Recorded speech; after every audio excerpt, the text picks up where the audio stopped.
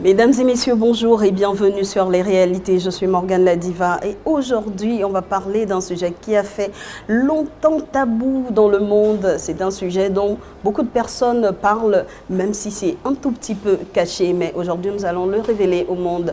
Nous allons parler bien sûr du harcèlement sexuel en milieu professionnel. Et sur mon plateau, je ne suis pas seule, je suis bien accompagnée. Bonsoir Francesca, honneur aux femmes. Bonsoir. J'espère que tu vas bien. Ça va très bien, gloire à Dieu. Et la journée, ça a été? Pour le moment, ça va. Pas trop de soleil. Ça va. C'est la gloire de Dieu. D'accord. Et le seul homme sur notre plateau, bonsoir Jove. Bonsoir, bonsoir, bonsoir. Ça va? Ça va très bien. Aujourd'hui, ça va être assez choquant parce que le sujet d'aujourd'hui, pour ceux qui viennent de se connecter, c'est le harcèlement professionnel, c'est le harcèlement sexuel en milieu professionnel. J'y arrive. Et aujourd'hui, on va parler des contours qui sont autour de ce sujet. Nous allons bien sûr ouvrir cette page avec la première question. Et voilà, je l'ouvre pour vous. Quelles sont selon vous les causes du harcèlement sexuel en milieu professionnel? Bon, la plupart des temps, on constate que les causes de harcèlement sexuel en milieu professionnel, plus souvent, on a souvent l'habitude de dire c'est souvent l'accoutrement des dames, la manière dont elles viennent au travail, parfois avec des robes très provocantes, d'accord, qui fait en sorte que certains employés vont dans l'excès à vouloir sortir avec elles, sans pour autant avoir leur consentement. Ok. Job, si je comprends ce que vous dites, c'est que le harcèlement en milieu professionnel, c'est plus du côté des femmes. C'est-à-dire l'accoutrement, le vestimentaire des femmes est ce qui suscite cet acte-là. Non, ça dépend même. Ça dépend. Ça dépend. Mais la plupart du temps, on constate que les femmes se plaignent plus de l'harcèlement sexuel comparé aux hommes. Certes, ça arrive aussi aux hommes, certes, mais la plupart du temps, c'est souvent aux femmes. Et quand on constate les femmes, la plupart du temps, c'est comme je disais, c'est l'accoutrement, la manière dont elles viennent au travail, leur accoutrement vestimentaire. Francesca, votre avis? Bon, moi je comprends lorsqu'il parle d'accoutrement et tout, et que ça peut provoquer l'harcèlement sexuel en milieu professionnel, mais pas que. Parce que des fois, on a juste des employeurs pervers qui veulent juste assouvir ce côté pervers-là d'eux, en venant draguer, on va dire, la femme et tout. Et aussi, vous avez dit que ça concernait aussi les hommes. C'est vrai, il n'y a pas assez de témoignages parce que les hommes, des fois, quand ils se font draguer par leur supérieur ou une quelconque collègue, ça leur plaît. Habituellement, ça leur plaît. Donc, eux, ils ne s'en plaignent pas forcément. Donc, je ne sais pas si on peut appeler ça forcément harcèlement. Mais pour Comment ça leur plaît? Dites-nous un peu plus. Ça leur plaît dans le sens où il y a des gens, ils sont égocentriques. Il y a les hommes qui sont égocentriques. D'accord. Et arriver dans un milieu où, tu vois, quand tu plais, le fait de plaire aux autres, ça leur plaît. Ils se disent, ouais, je vaux quelque chose, je suis BG, nanani, nanana. Alors que ce n'est pas ça. Et là, ils ne trouvent pas forcément le problème. Et c'est lorsqu'ils seront peut-être casés dans une relation amoureuse ou bien qu'ils voudront se caser, de mettre leur vie sociale dans une boîte et se ranger, c'est là qu'ils vont comprendre que ça les fatigue et ça les empêche d'avancer. Et c'est là qu'ils vont se rendre compte que c'est un harcèlement et après, ça sera déjà trop tard et tout. Effectivement. D'accord. Alors, Jove, dans le milieu professionnel, on dit très souvent que les femmes s'habillent de manière assez, parce que pour celles qui n'ont parfois pas le niveau, voilà, trouvent que c'est le moyen pour elles on va dire ça comment, d'avoir un bon poste ou encore d'avoir une promotion. Vous êtes d'accord? Il faut d'abord bien structurer les choses. Lorsque on postule pour un emploi, oui, il ne faut pas d'abord, lorsqu'on vous recrute même à la base, on ne recrute pas votre physique, on ne recrute pas la manière dont vous vous habillez. On recrute ce que vous avez là, l'apport que vous allez ajouter à l'entreprise. Aujourd'hui, si, parfois on recrute pour le physique. Ça dépend du domaine d'activité. Justement. Très souvent dans le domaine de la publicité, dans les domaines où c'est les domaines beauté, cosmétique, oui, ainsi de suite, les concours de beauté et tout, c'est plus pour le physique. Voilà, c'est plus pour le physique. Mais après, la beauté, elle est relative. Donc, tu ne veux pas venir dans une entreprise, penser que toi, avec ta beauté, tu peux monter et une autre personne Justement, vient. j'allais en venir là-dessus. Et voilà, en fait. J'allais en venir là-dessus. Dans la mesure où tu viens dans une entreprise, de telle sorte que tu as confiance à ton physique, tu te dis que non, parce que tu as des très belles formes et que tu t'habilles très bien, tu vas user de ça pour pouvoir grimper en grade. En quelque sorte, ça va en quelque sorte nuire à ton travail dans un premier temps et ça va aussi attirer des personnes qui sont susceptibles à vous harceler sexuellement. Donc il faut savoir dissocier, séparer les choses. Est-ce qu'on parle toujours de harcèlement lorsqu'une femme, par exemple, se fait parfois toucher, frôler, prendre des tapes sur les fesses à quelques moments, que ce soit au travail, mais ne réagit pas? Ça, c'est de l'harcèlement. On dit que c'est du harcèlement du moment où c'est répétitif. Mais lorsque c'est répétitif et la personne ne réagit pas, ne se plaint pas, parle-t-on toujours de harcèlement? Si, oui. Parce qu'en fait, tu peux vivre une situation, tu n'as pas forcément envie d'en parler, mais tant que ça te gêne, c'est-à-dire que tu peux vivre une situation qui te gêne, qui te met mal à l'aise, sur toi, dans ton fond intérieur, tu trouves que tu es harcelé. C'est ça. Tu trouves que tu es harcelé. Juste que tu n'as pas la force. Exactement, d'en parler. À pouvoir parler. Parce que malheureusement, dans les entreprises, il n'y a pas de politique comment je vais appeler ça, où on confronte l'autre en fait. Surtout une femme, déjà, si ton harceleur il est plus gradé que toi, tu viens en parler, ils vont te dire, ils vont l'appeler, ils vont l'écouter lui, ils vont écouter ses arguments. Ils vont écouter ses arguments juste parce qu'il est haut placé, ils vont écouter ses arguments, après ils vont mettre en doute ta plainte. Alors que ça ne devrait pas se passer comme ça. Déjà, pour la plainte, il faut avouer que ce sont des plaintes qui sont très souvent anonymes. La personne ne le dit pas directement. Ce que je ne comprends pas, par exemple, dans le harcèlement, c'est cette partie-là. Pourquoi être anonyme pour dénoncer quelqu'un? Si on devait le faire simplement, je pense que ce serait beaucoup mieux. Il y a aussi la perte de l'emploi. D'accord. Dans la crainte de la perte de l'emploi est un facteur. Oui, effectivement. Parce que, supposons, prenons un peu une personne, une maman qui a beaucoup de charges, qui a des enfants derrière, d'accord. Elle, pour elle, vu de ses charges, sur le coup, c'est le seul salaire, c'est le seul emploi qui peut l'aider à subvenir à ses charges, à pouvoir s'occuper de ses enfants.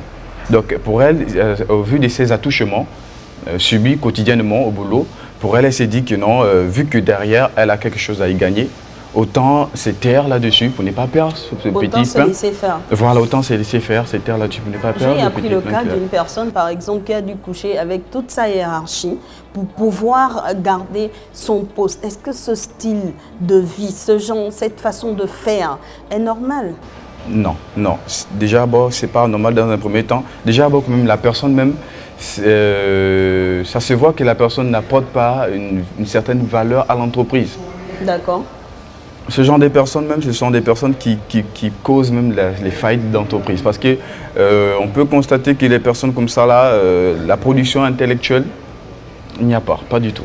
Parce que ces personnes, elles viennent juste, elles usent juste de sa beauté, de la manière dont vous avez dit tout à l'heure qu'il y a, par exemple, l'exemple que vous avez pris de la dame qui a des charges dont elle doit subvenir.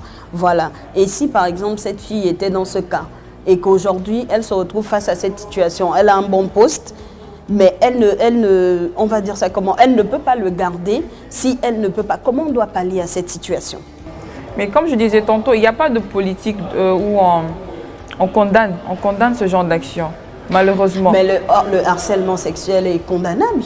Les condamnables, oui, mais par exemple, moi, je me fais harceler au travail. Ça commence déjà par les petits compliments. Les compliments un peu intrusifs. Oui. Il vient le matin, ah oui, vous êtes belle ce matin, ok, ça passe. En bonheur, il commence ça devient un peu plus physique, ça parle des parties du corps, ça parle de ta manière de marcher, ça parle de ton rouge à lèvres et tout, mais pourquoi? Et si je vais à la police par exemple et que je vais me plaindre, ils vont me dire, les preuves, ça date de quand? Mais est-ce que ça vous empêche de venir travailler? Exactement. Ce genre de... Donc, ils banalisent en fait, ils banalisent. Malheureusement aussi, quand il banalise. Ce qu'il y a de plus dur dans ces situations-là, c'est d'avoir les preuves. Parce qu'en réalité, la victime est celle qui est censée produire des preuves. Exactement. Et lorsque vous arrivez un matin et que vous trouvez votre directeur, par exemple, en train de prendre un café, vous êtes debout, il vient, il vous met une tape aux fesses. Comment vous allez avoir la preuve de cette manière de faire? C'est ça. Moi, je propose en tout cas d'en parler aux collègues. Et que les collègues, là, après, soient des témoins. C'est-à-dire, quand ça commence, il y a forcément, au travail, il y a forcément une personne avec qui on est proche. Vous venez, vous lui dites, ah voilà, il y a tel collègue ou il y a tel boss qui me fait ceci, qui me fait cela. Et cette personne-là va prêter attention à ce qui se passe et après, cette personne-là sera témoin. Aussi, il y a des messages. Il y a des patrons, ils sont tellement bien dans ce qu'ils sont en train de faire, ils se sentent tellement à l'aise que ça vous appelle le soir, ça vous demande de vous déposer, vous rentrez le soir après le boulot, ça vous envoie des snaps, ainsi de suite. Et là, vous prenez, vous récoltez tout et après vous plaignez. Mais aussi, tout à l'heure, on parlait du fait que lorsque tu te plains, tu as peur d'être renvoyé. Et malheureusement, les gens n'ont pas confiance en leur capacité professionnelle. Parce que si tu sais que dans le domaine professionnel, tu assures, je suis désolée, mais si ton patron, il vient t'avoir et te fait un... Tu es victime d'harcèlement sexuel, tu vas en parler. Et puis après, forcément, tu vas trouver du travail.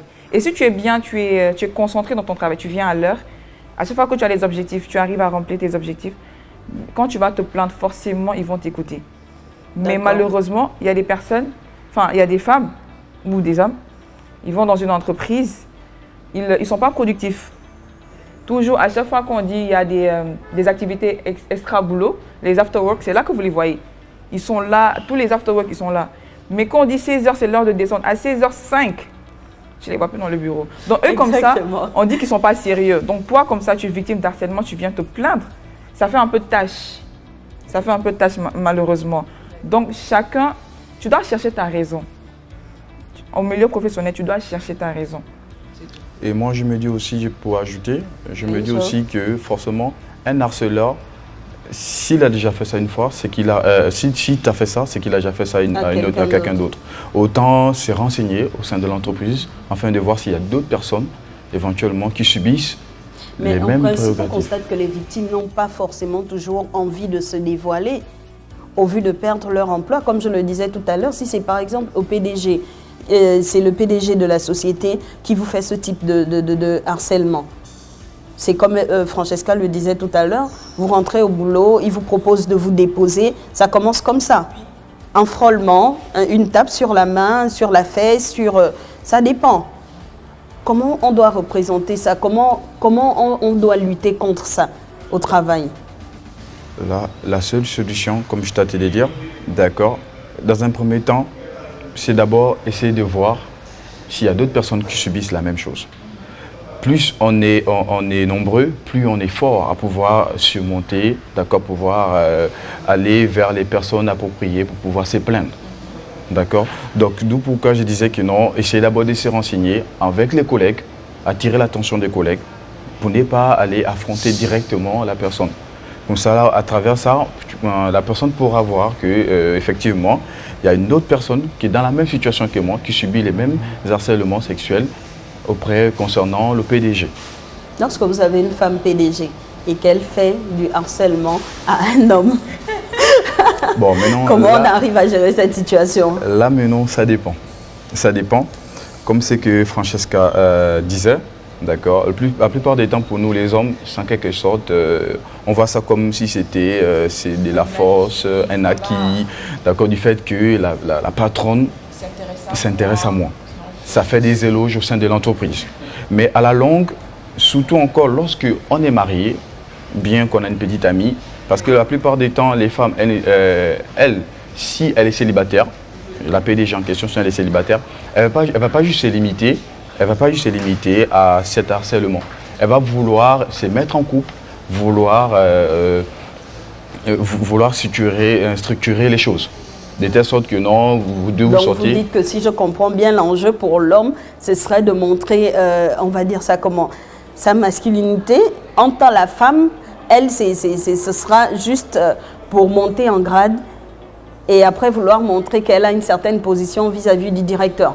Mais là, c'est différent parce que des fois aussi, il y a l'homme, ils se sent vraiment harcelés. J'allais déjà en venir. Parce que déjà, si c'est une grande entreprise, chaque groupe, on va dire, a son supérieur. Avant d'arriver au PDG même, chaque groupe, c'est-à-dire le service compta, son supérieur, service communication, supérieur, service vente, ainsi de suite. Et là, ça le dérange tellement que même pour venir au travail, c'est un problème. Alors que lui, il est venu là juste pour montrer ses compétences et avoir la récompense de son travail et rentrer chez lui. Donc moi, pour moi, la solution, c'est de parler à son chef de département, afin qu'il y ait des assises. Exactement, des assises et même on va dire, des mini-séminaires, on va dire, pour contre le harcèlement au sein de l'entreprise.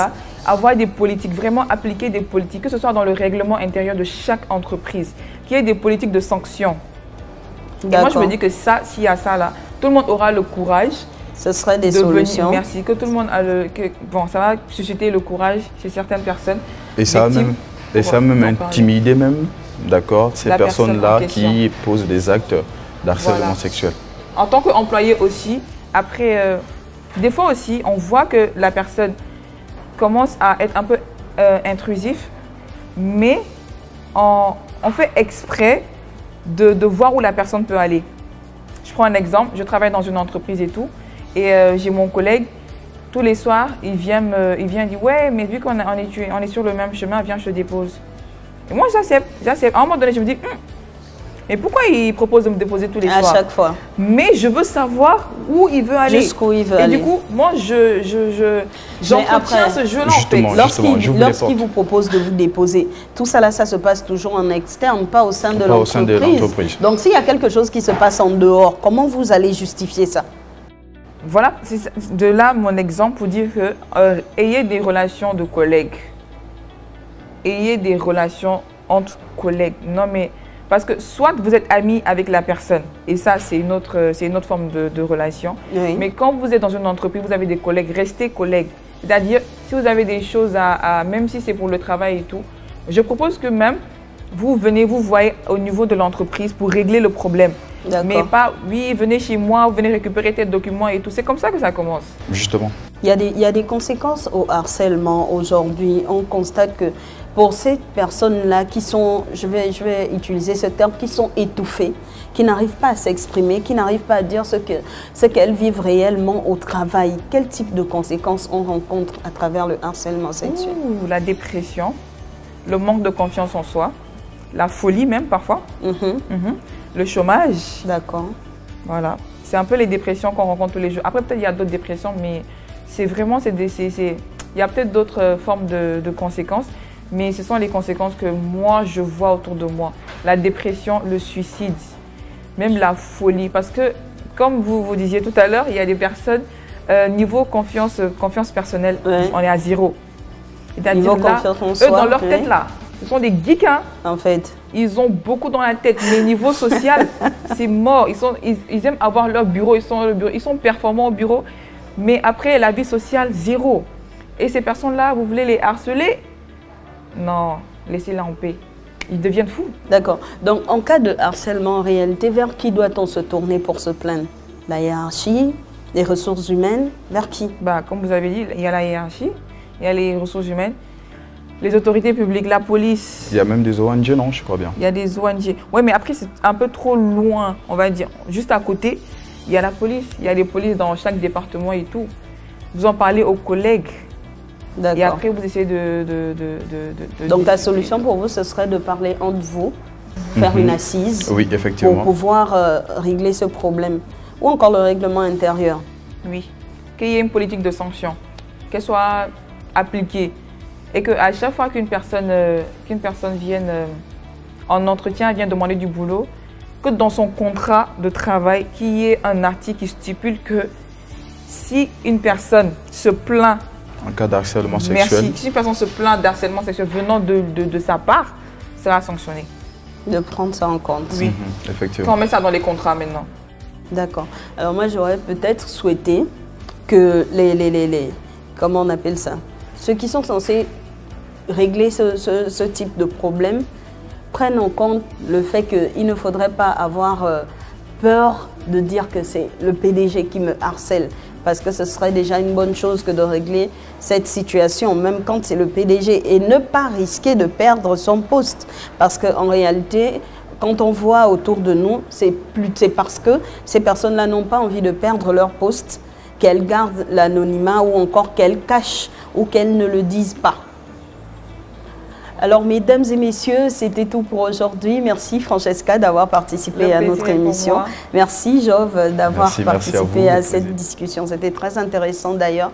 Merci de nous avoir permis de faire intrusion dans vos petits écrans. C'était tout pour aujourd'hui. Ceux qui n'ont pas été là, nous avons parlé du harcèlement en milieu professionnel. À très bientôt.